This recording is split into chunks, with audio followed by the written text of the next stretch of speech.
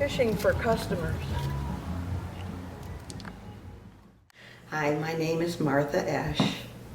I grew up in Fairview Park, Ohio, a suburb of Cleveland, Ohio. I got interested in art when I could hold a crayon basically, and there was a woman down at the end of our street where I grew up. Her name was Mrs. Flagg, Jane Flagg, and she had a wonderful art studio in the back of her house where she taught all the kids in the neighborhood how to do oil paintings. And a number of us went into art and majored in art in college and have our own art galleries now. It all goes back to Mrs. Flagg when we were about 6 years old. I graduated from Fairview High School, Fairview Park, Ohio.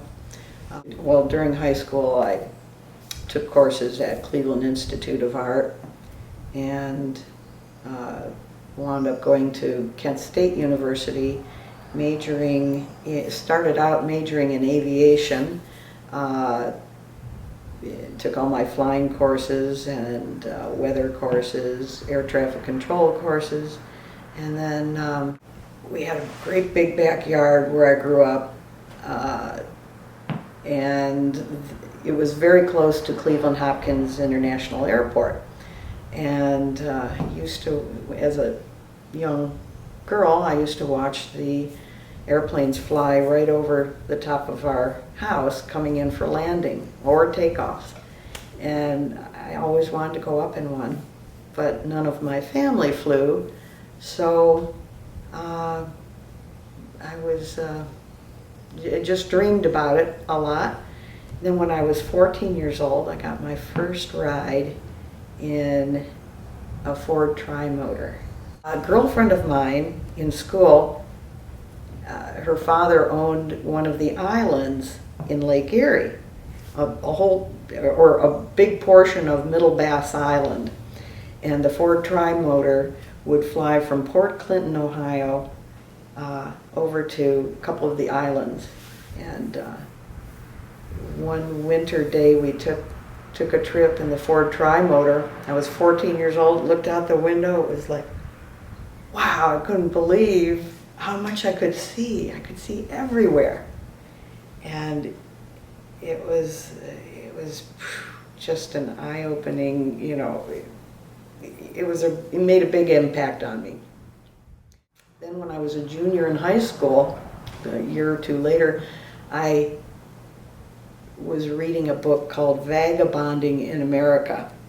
I pulled it off of the bookshelf at Lakewood Public Library near Cleveland, and I found this paragraph in it, just a couple short sentences that mentioned hitchhiking by airplanes would be a way to, you go up to a pilot, it said, and you ask them if you can have a ride in their airplane, and sometimes they'll give it to you. And that triggered another plan for me that turned out to be a big part of my life later on. So during my senior year of high school, I quietly, so that I wouldn't cause my parents too much trauma, I quietly planned to hitchhike by airplanes as soon as I graduated from high school. So the day after the prom, which I didn't go to, I put my backpack on my back, which I'd gotten, a few months earlier, and I walked out to the general aviation section of Cleveland Hopkins Airport. I don't think you could do that anymore, but this was way back in the 70s. And I did just what the book said. I waited for a pilot to show up, and I went over to him and I said, hey, can I have a ride in your airplane if you've got an empty seat? And he said, oh, sure kid, here's 50 cents, go get me a quart of oil over there at the line shed. Couldn't believe it. A quart of oil in those days for aviation oil. It was the summer of '76. Gave me a ride over into the islands in Lake Erie, where I had been when I was 14 in that Ford Tri-Motor. So this was a few years later, four years later. I think I was 18 now.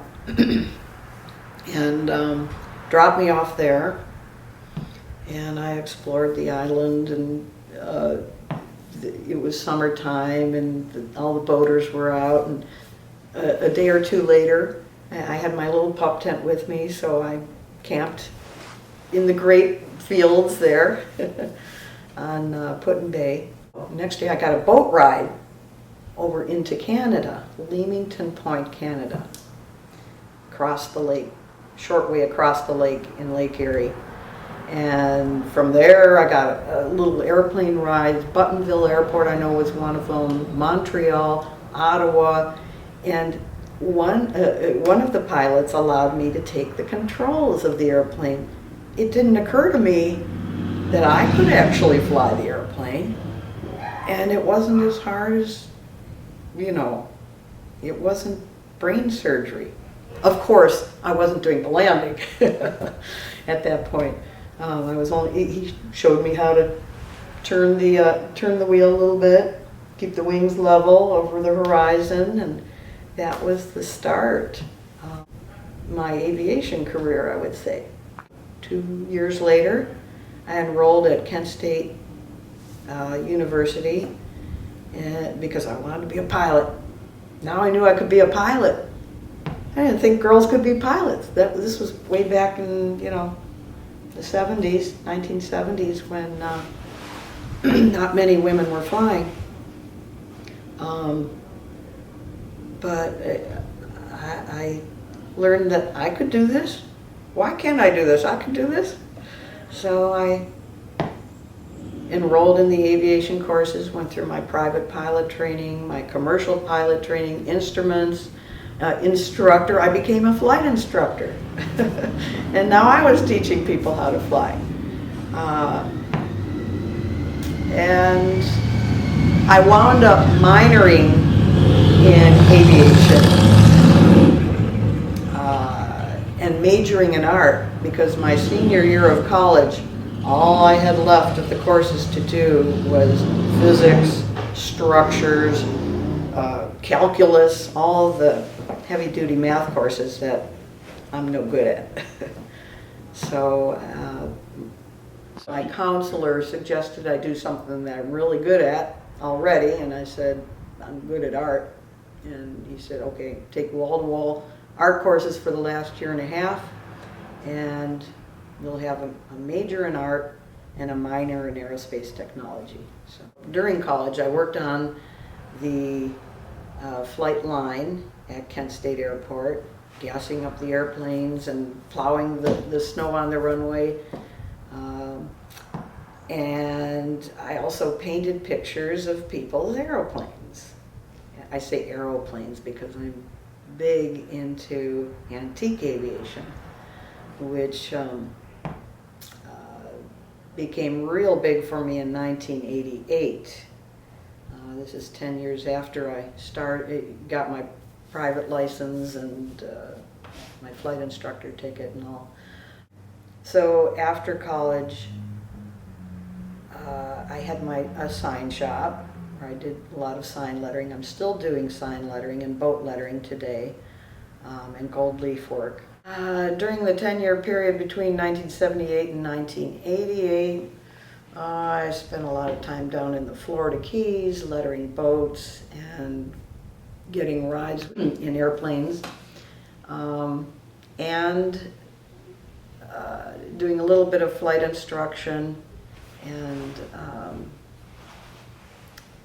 generally having a great time, still having a great time in life.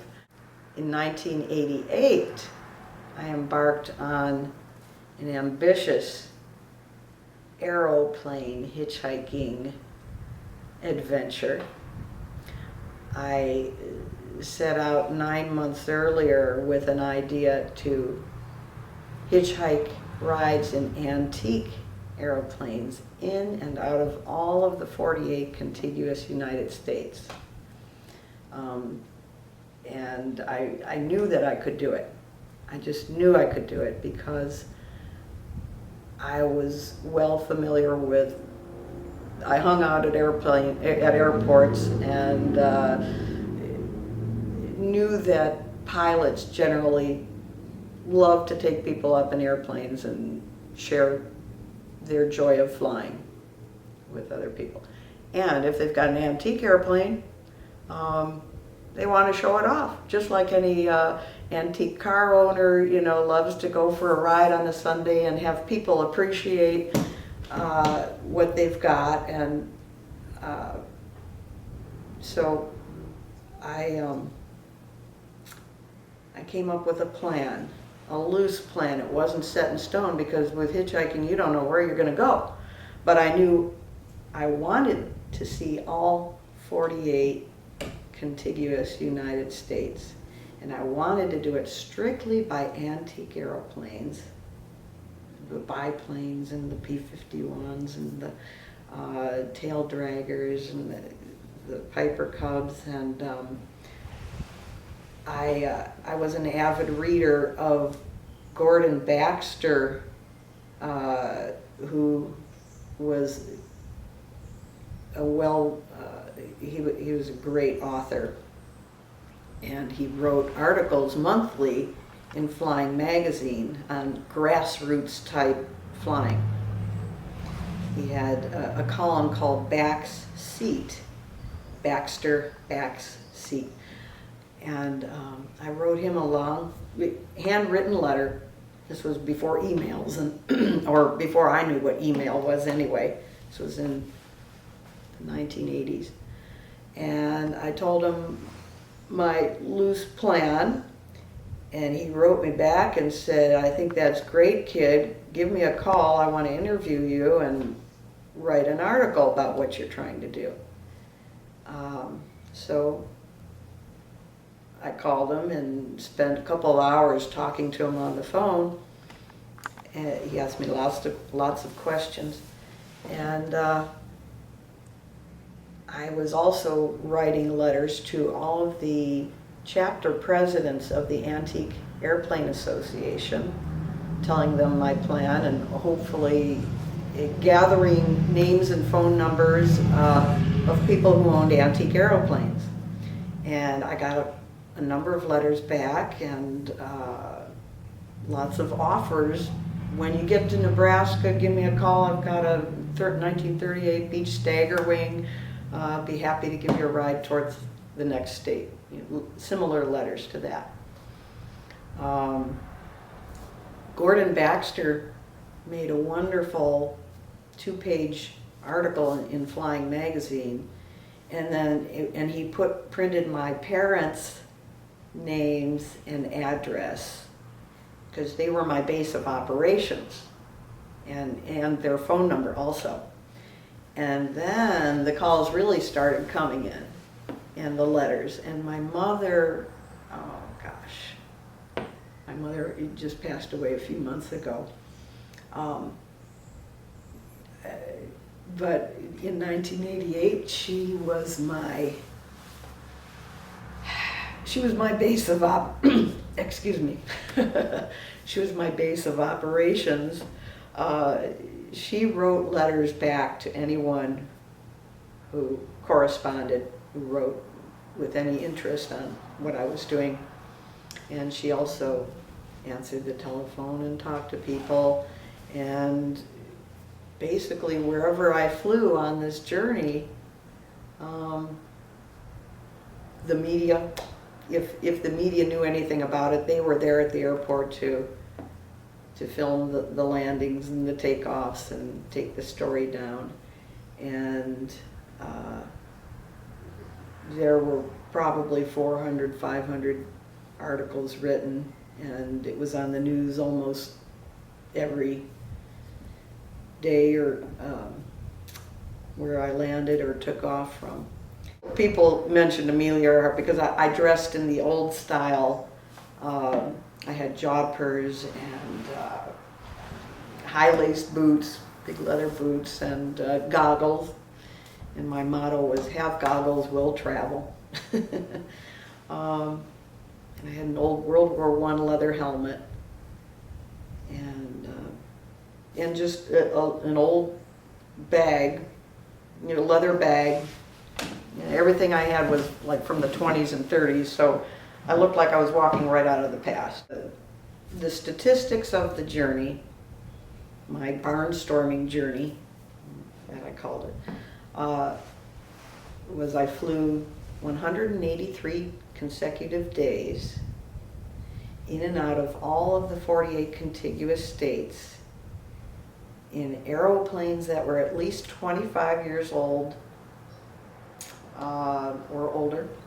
The oldest was a 1918 Curtis Jenny owned by this guy right here. Some of the statistics from that journey: 6 months, 29,117 miles, nautical miles, no, excuse me, statute miles, 29,117 statute miles, which is more than the distance around the globe. A circuitous journey around the 48 contiguous states.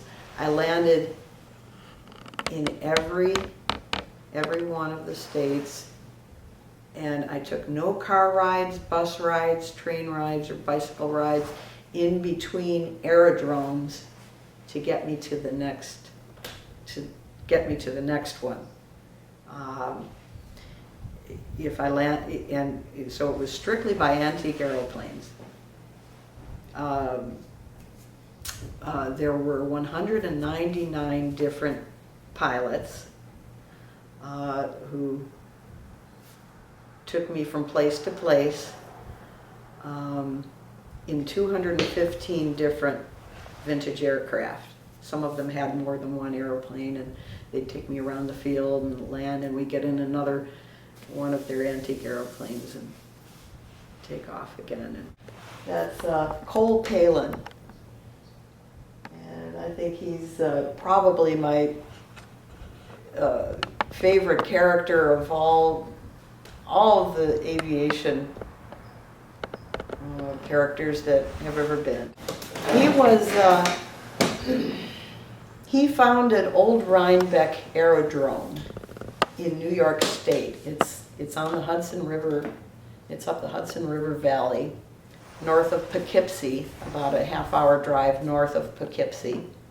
And in 1958, he purchased 6 World War I aeroplanes out of a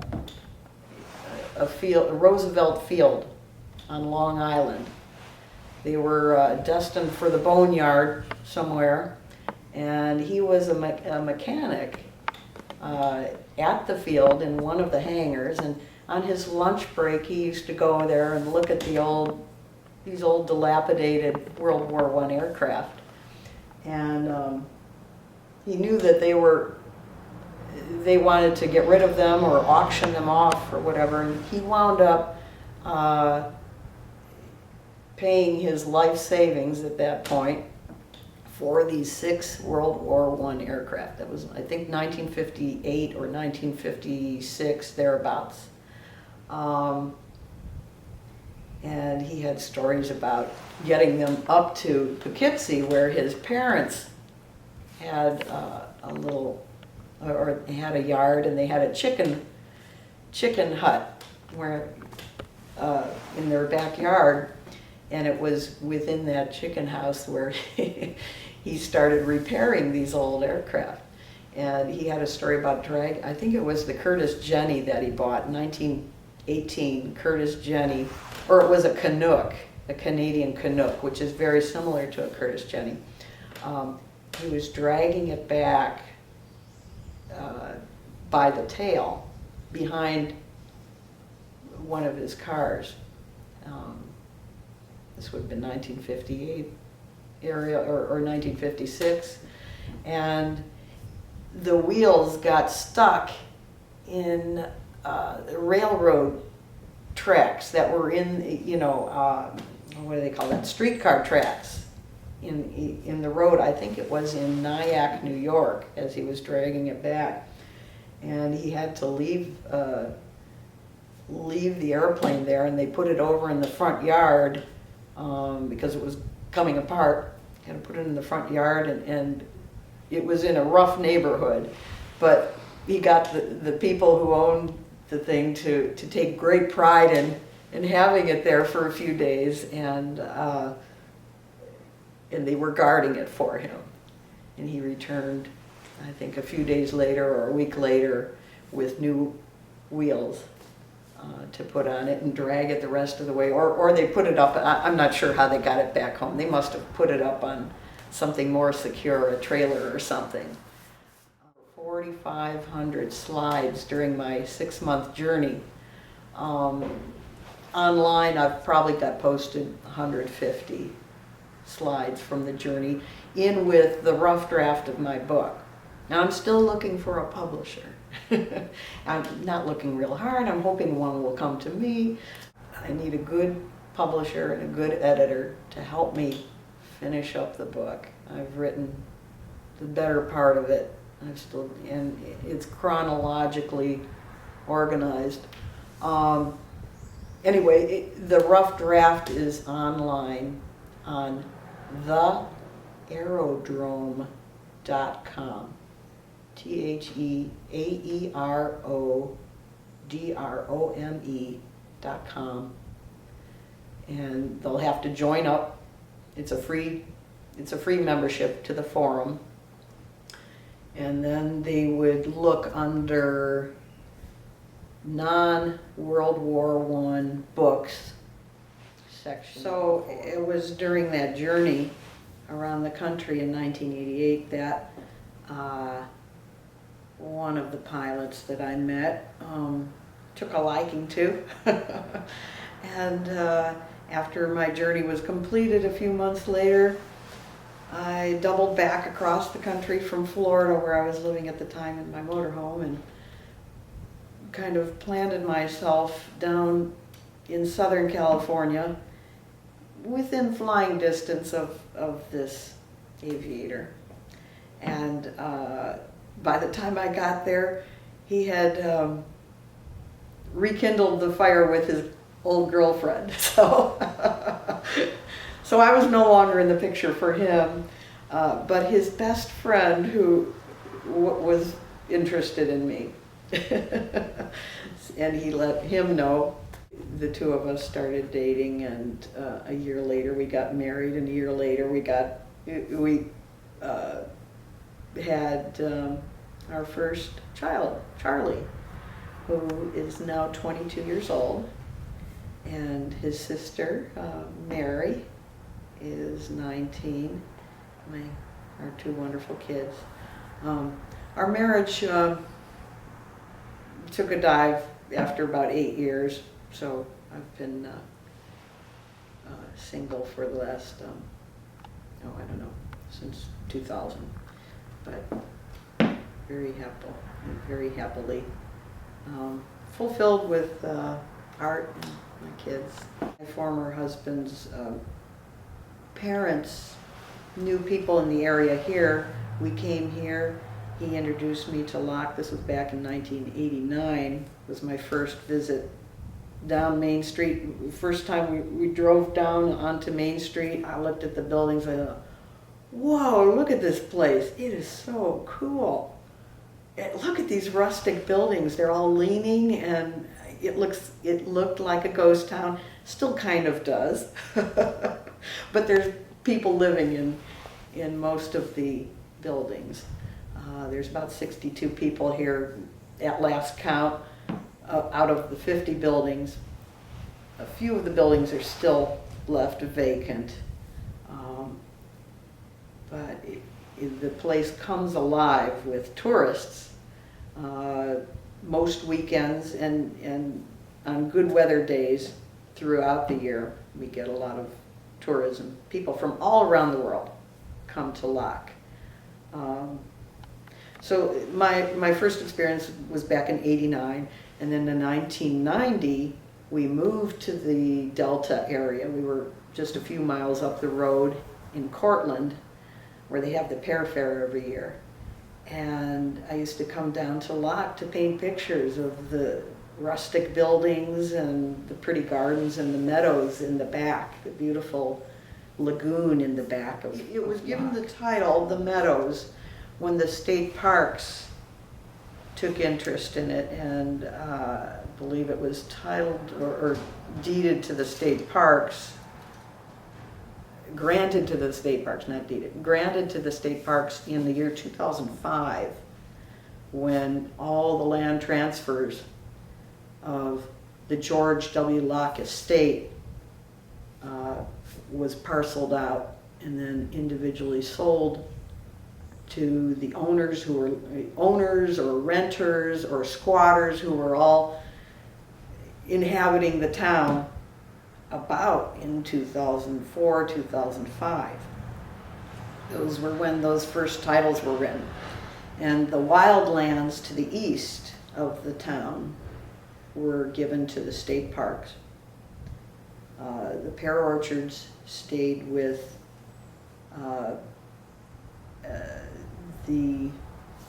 I believe it's Asian Cities Development Corporation.